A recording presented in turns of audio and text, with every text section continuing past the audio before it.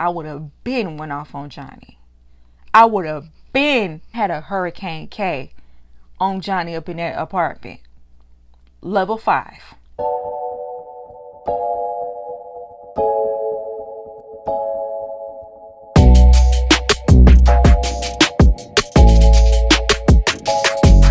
Welcome to La Vida Rosta. I'm your host Pinky, and today we're going to be talking about Married at First Sight. So if you'd like to see more, then just stay tuned. But before we begin, I would like for everyone to check out my website, lavidarostastyle.com, where you can find cute accessories like the ones I'm wearing right now. The link is below. Like, comment, and subscribe. And without further ado, let's get into this video. Well, I'm going to go ahead and start with Brett and Ryan. They're the ones that are kind of like more so going with the flow. We haven't really seen them have any sort of conflict, even though I feel like, you know, their political leanings will be causing an issue in the future.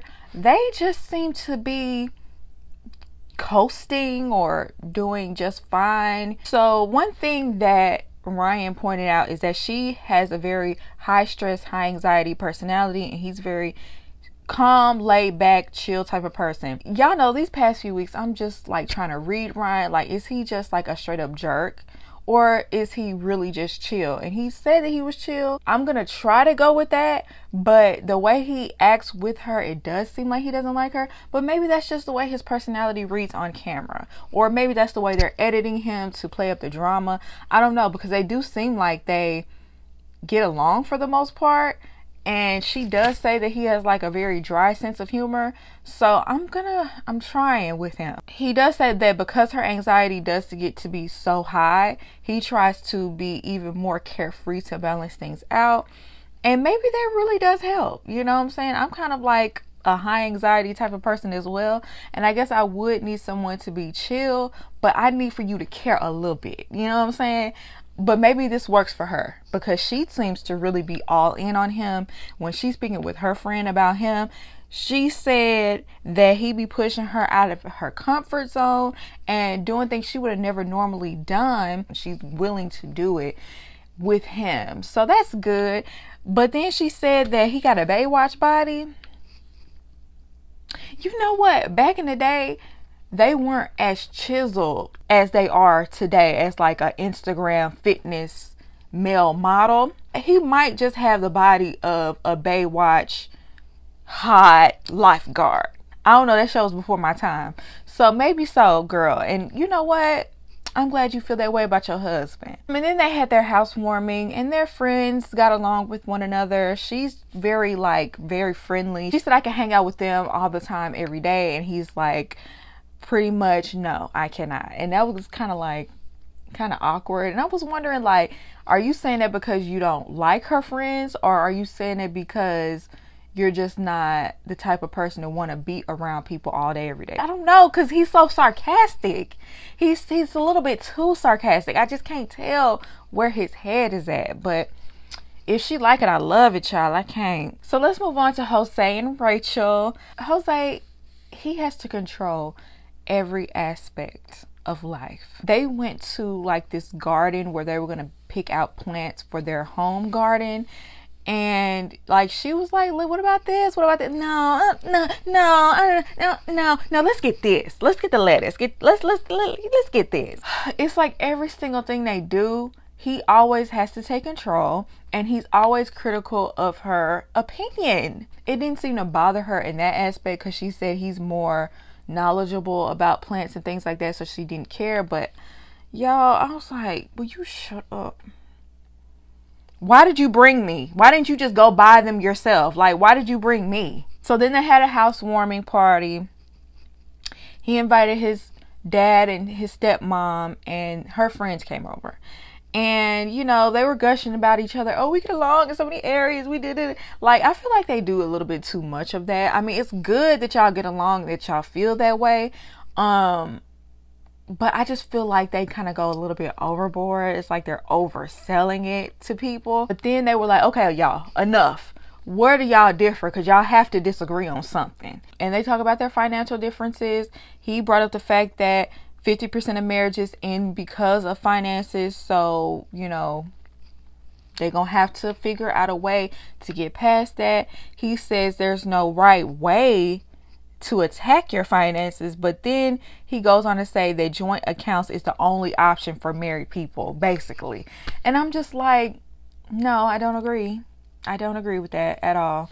There's so many couples that do have, you know, their own accounts, and then they might have a joint account where they place money in it for bills and things like that. I love when his stepmother comes in and gives her opinion, because she really does bring him down a little bit, or try to. Like, she told him that he needs to lighten up when it comes to that, and encourages Rachel not to give up on her control when it comes to the finances, because clearly he'll just take over everything if you let him. Even with the party, he was trying to take over the conversation for the party. When he brought that board out with all his finances on it, if that were me, I would have been so tempted to just erase everything off that board. Everybody in the room was like so thrown off and so weirded out, except for his people. Clearly they know him well. This is not the first time he's done something like this.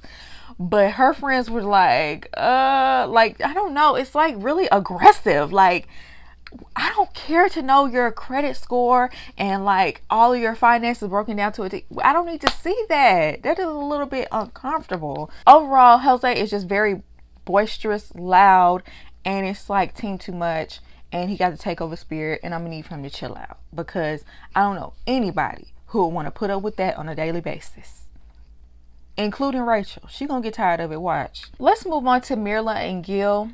I feel like their relationship is much closer than what they show us. I just don't feel like she is as hard or as harsh as she comes across on screen, because at the beginning of this episode, we see Gil surprise her at lunch, and she comes over and she's like touching all on his arm, like being real touchy-feely. They seem like they have like more of a genuine connection than what we're seeing, because there has to be a reason why Gil is willing to wait for this kiss.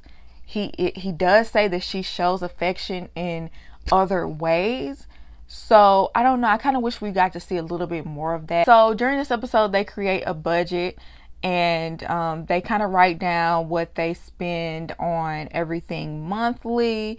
He knows exactly how much he spends on like groceries and things like that, and she doesn't really, you know, have a grasp on it. Like, she just like, you know, I might spend $200 here, $300 there on groceries. He brought up her lashes, and she quickly shut that down. My lashes are irrelevant. I don't know why that cracked me up. She was like, lashes are irrelevant. She said that real quick, shut that down. These lashes ain't going nowhere. And then he asked her, how often does she shop? And she says only 2 or 3 times per year. And I'm like, okay. So I'm like, we're getting this perception that she's like constantly shopping, constantly, you know, buying things for her closet, when she says she's only going shopping 2 or 3 times a year. And I'm assuming that's to make like the big purchases. But that's not too bad. Like, that's, you know, it's not like she's doing it every month. I'm like, was kind of taken aback by the amount. I would have thought it would have been more than that. And then we got to the point where they showed each other their bank accounts. Somewhere in the episode, he said Pastor Cal told them to do that. So I get it was an exercise, but ooh, that was so cringy. That was so cringy, because she was not impressed with his bank account. And I was also confused. Maybe y'all can explain this to me. He said that he sent money home to the Dominican Republic, where he's from, and I guess he has money in an account there, but he can't touch the money. And I just wasn't sure of why. So maybe y'all can explain to me, why can he not touch that money? And then she asked him, well, do you have anything in your savings that you can touch? And basically he doesn't. He has to start from scratch. So it's like, okay, you're doing all this complaining about her spending habits and about her being bougie and, you know, high maintenance and all this, but she has money in her savings to put towards a house or something like that, and you have to start from scratch. I don't want to hear it, okay? That would have to shut all of that down. I have money in my savings that I can access that we can use to put towards a house current day. I don't want to hear nothing about my spending. I'm sorry. I know a lot of y'all say, You know, you have to think as a couple and compromise and things like that, and, you know, talk with your husband about your spending. Traditionally, men are like the breadwinners, or they're the providers. They bring the money in. Usually when they bring in more than the woman, they kind of do what they want to do with their money, right? Isn't that how that goes? And so I just would think that, you know, because she's making more money, she's putting money to the side, she has money in her savings, should she not be able to buy things she likes to buy 2 or 3 times a year, get her lashes done? We could look at her apartment and see that she ain't going overboard anywhere else in any other aspect. So what's the problem? Maybe I'm dead wrong, y'all. Maybe that's why I'm single. I don't know. But yeah, I really do feel like this whole lavish spending storyline, I feel like this is like the narrative they're setting up, because it just seems like an exaggeration at this point. And honestly, I just feel like he should stop with the passive aggressive jabs at her, because I don't feel like she's irresponsible with money. It just doesn't sound like she is. It sounds like he has to be a little bit more frugal because he doesn't make as much money. She has more room to spend more. What's the problem? So we see in this episode that, you know, the men hung out and the women hung out. So we're going to talk a little bit more later about what happened during that meeting. But Gil came home and he was so excited to spill the tea about what happened when all the men met up together. I mean, he was giddy. I don't care what y'all say. Gil is messy. Gil is messy. Gil was doing everything but jumping up and down and squealing. Like he was, girl, you ain't gonna guess what I just heard. Like he was just too excited to spill that tea. Mind you, I do want to have these moments with my husband. Clearly, this is like, you know, part of being married. I'm gonna be excited about that. But I don't know. It's just the way he came home. It was like, oh, let me tell you the tea. I was like, chill. Okay, now spill. Then after that, they have a FaceTime call with his mom. And on Unfiltered, he said that Mirla had been eager to meet her because she didn't get to meet her at the wedding. His mother seemed really pleased with Mirla. She seemed excited to meet her too. And honestly, she looks so young. She looks more like Gil's sister than his mother, to be honest. But she just seemed like a really sweet woman. You know, it was a cute little interaction. Once again, he was like throwing little passive aggressive jabs at her, calling her bougie and stuff. Because think about it. He throwing all these jabs and being passive aggressive. If she started turning around and throwing jabs at him about not having enough money, he would feel away, and you can't tell me he wouldn't. But you know what? Mirla takes it in stride. She takes everything that he throws at her in stride. So then they have a housewarming. Her friends come, his friends come, and they discuss how they haven't had like a major argument yet. One of his friends told him that they act so much alike. And y'all, I really struggle to find similarities between the two of them. Besides the fact that they have like that witty banter going back and forth.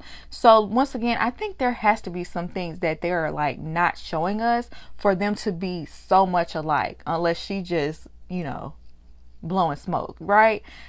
Where are they alike? So then Gil brings up the fact that they looked at each other's bank account and spending habits, and his friend brought up the kissing thing, and I'm just like, why are we having a discussion about our relationship in depth with the whole group like this? It just felt so like her friends looked uncomfortable with having this conversation. They barely participated, if you notice.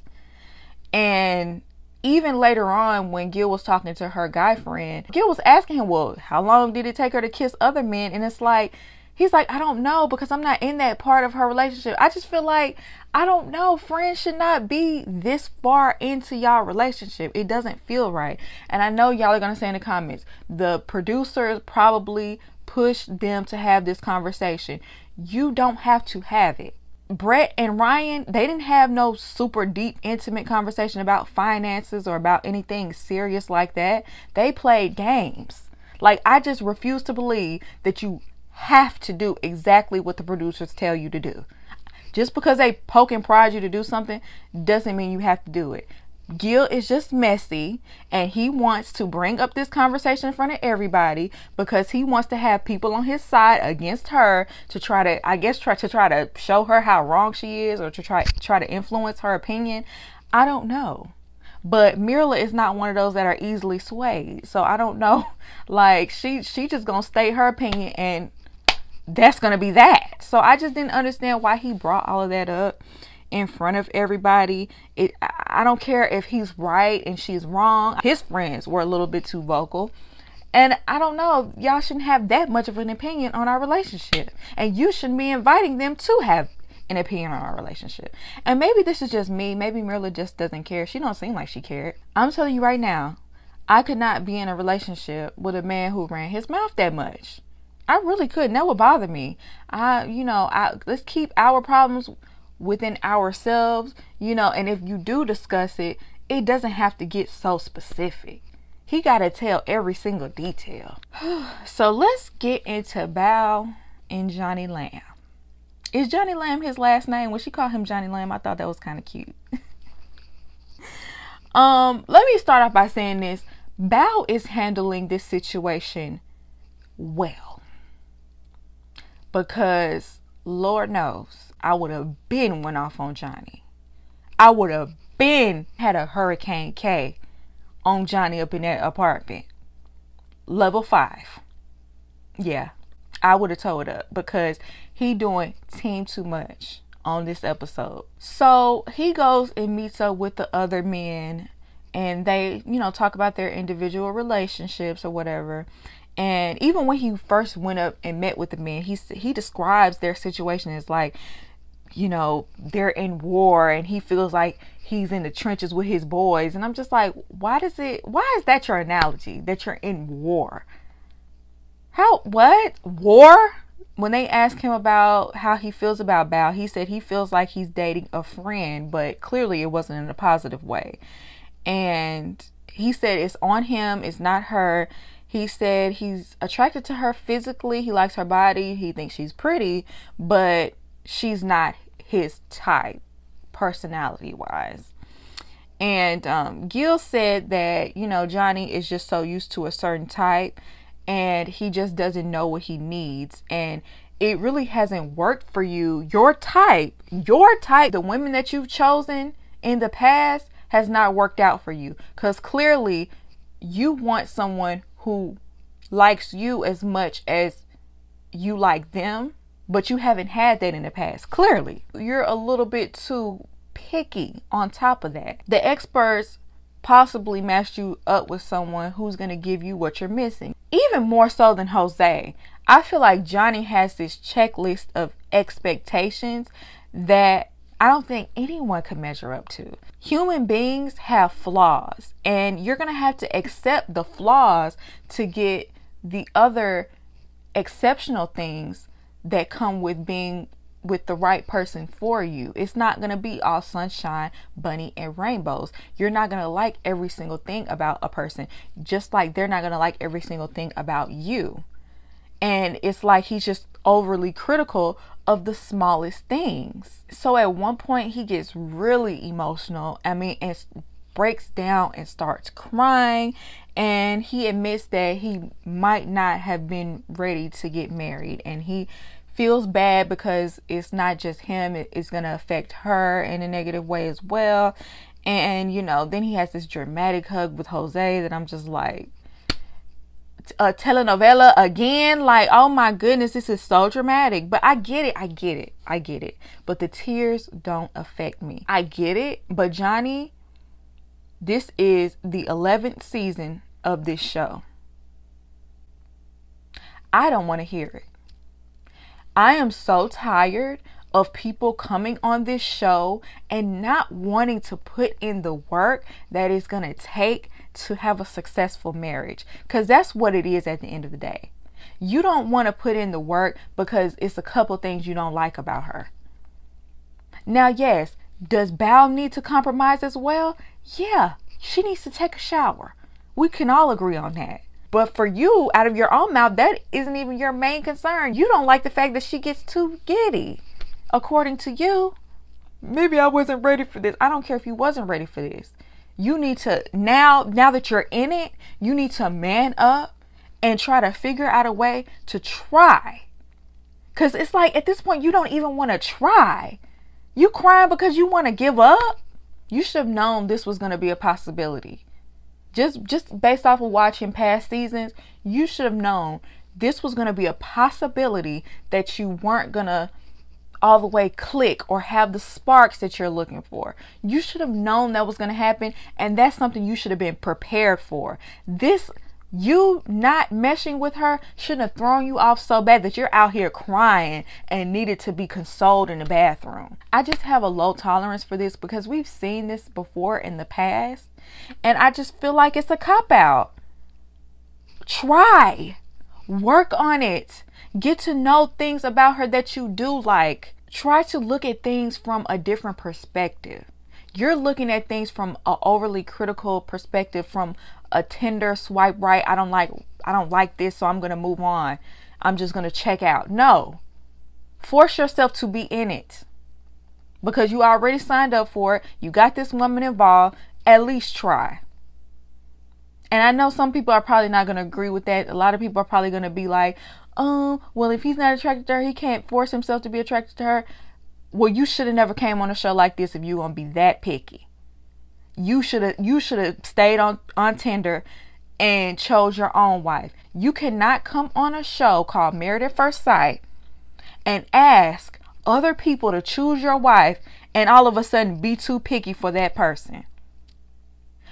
Signing up for this show is saying that you're going to let go of those shallow ways and you're going to try to get to know somebody on a mental level, that you're going to try to get to know someone for who they are and not let the little things deter you, because marriage is more than just, oh, I'm attracted to you. Oh, we just have sparks. Sparks are always going to fizzle out in marriage. You're going to need more to hold on to than just sparks. And you say, oh, I just look at her like a friend. What do you think relationships are based off of? Friendship. It's good that you have a friendly base already. You knew her already. Y'all already have like a leg up on other people that y'all do have sort of a friendly relationship. Try to expand on that. And I didn't mean to go on no rant, but he really made me mad that he is not even willing to try, because you feel like you know her already. You haven't even really gotten to know her yet. It's 2 weeks in. And you picked her apart as much as you could on the honeymoon. And that wasn't enough. You came back and you couldn't even stay in the same house. I could understand maybe needing your space. Go sleep in the other bedroom. But you went and you slept in the... I'm surprised she ain't went off on you yet. I'm really surprised, because I would have been snapped on you. And I would have been done with this whole thing. If I was about, I would be done with you. Because I'm not finna sit up here and give my all to a situation and be vulnerable only for you to not even try. I know I'm skipping a lot, but you told her friends outside the housewarming that you're basically only giving 65. And Bao feels like she's giving 90. And speaking of the housewarming, if anybody were to cancel their housewarming, I would think it would be them. But they, had it. Bao looked like she was over it. She was just ready for it to be over because, he basically told her that he wasn't ready to get married the night before. So now you want me to come out here and pretend like, oh, we're just happy-go-lucky newlyweds? But somehow at the end of that housewarming, supposedly them working together on this house party decorating and I guess it being a success, it gave both of them hope. Yeah, it gave y'all and y'all only hope, because I don't have no hope. I had hope for y'all in the beginning until we started seeing his true colors. Now let's move on to Zach and Michaela. I really do think that if their honeymoon did not get snatched away from them, then I don't think things would be going like this right now. I think because they didn't spend that time together, they kind of got married. They immediately had this connection. Then they were immediately separated. didn't get to really communicate with one another, I guess, too much during that time. And then now we smack them right back together, and they don't really, you know, they didn't really get a chance to bond at all. So they don't really have any sort of semblance of trust for one another. I feel like that kind of looks like a domino effect for where they are now. Not saying they wouldn't have gotten here eventually, but this is very soon. This is the second week. So then we have to go over this situation again that happened last week. It seems like Zach took the dog to doggy daycare because maybe the dogs weren't getting along, or they would turn up the house or whatever. So he took the dog to doggy daycare, and he didn't realize that she was so mad about him leaving without saying anything. And so she moved out, and then they had the meeting with Pastor Cal, and apparently they had a conversation after that. He felt like that conversation resolved the issue, and she claims on Unfiltered, she claims that it was a very short conversation that he ended up cutting short, and was like, you know, I gotta go. He kind of cut the conversation short before they could resolve the situation. They have two different stories there. They both be having two different stories. I don't know who telling the truth, okay? In her perspective, because they had not resolved their conflict, that's why she went ahead and canceled the housewarming. In his perspective, they did resolve it. He thought it was all good. So her canceling the housewarming was a very confusing thing, and he felt like once again she was overreacting the way she did by moving out all of a sudden. So clearly they're not communicating well. They're not getting their point across to each other well at all. He feels like if she's flipping out over the small things, imagine how she'll act when they have bigger issues. He's not confrontational, and she is very much so confrontational. He doesn't like the loud, cuss you out type of arguments, and he refuses to deal with that in a relationship because he's dealt with it before and it's just toxic. I feel like he got really triggered by her doing that because clearly he's experienced that in the past, and you know, he's automatically turned off by it. I feel like he shouldn't always run away from their arguments, but I do feel like she shouldn't always jump to the extreme. So I feel like both of them are kind of like immature in that way. His friend told him that he has a fairy tale expectation of what he thinks marriage is, and you chose like a very unconventional route to marriage, so y'all are gonna have those confrontational moments and those arguments and times where you bump heads, because that's how you're gonna get to know each other better. And it just is what it is. Y'all don't know each other before y'all got married, so it's gonna happen. What did you really expect? So after that, we see that she uncanceled the housewarming after sleeping on it, and that just shows me that if she just took the time to reflect before she made a knee-jerk decision, I feel like that would eliminate some of their problems already, because your decisions do not just affect you, they affect him. And the way you move on quickly, that don't mean he's ready to just move on, or that your apology should just stick and he should just move on without even giving it a second thought. You know what I'm saying? Everybody don't work like that. When he speaks with her friends at the housewarming, he's very concerned about her behavior, and he wants to know, is this how she acts all the time? Is this like her normal behavior? And her friends claim that she is the most level-headed person that you'll ever meet, and that this behavior is atypical for her. And I'm just like, is it atypical for y'all's friendship, or is this atypical for her in a relationship too? Because she could treat y'all one way and she can act a completely different way in a relationship, and y'all could not know that, Michaela, because a lot of people act one way in public and another way behind closed doors. Do y'all know Hurricane K? Have y'all met her yet? I don't know. By the end of that conversation, it didn't seem to comfort him whatsoever. I feel like he already was set on the decision that he was going to make when he came to the housewarming. I feel like when he walked in the door, he already knew what he was going to do. Even when he was having this conversation with her, I don't think he was trying to resolve it. I think he already had his mind made up. I will give her credit. She did admit that she was wrong. She overreacted, and she was self-sabotaging this whole situation. And she said she was very aware of how he may feel.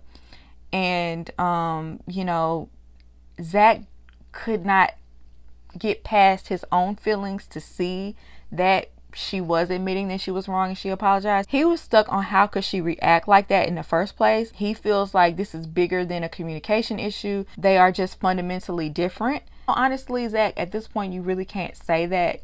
There's only been like one situation that happened. Like, how can you say that y'all are fundamentally different and you don't even know her like that? Like, I could see if it was a series of events that made you feel that way, but I don't know. I think it's a little bit too soon to be saying that. I mean, I know y'all are probably looking at me rolling your eyes like, Pinky, please. She's acted a fool multiple times, but I don't know. I just feel like he can't say y'all are fundamentally different just yet.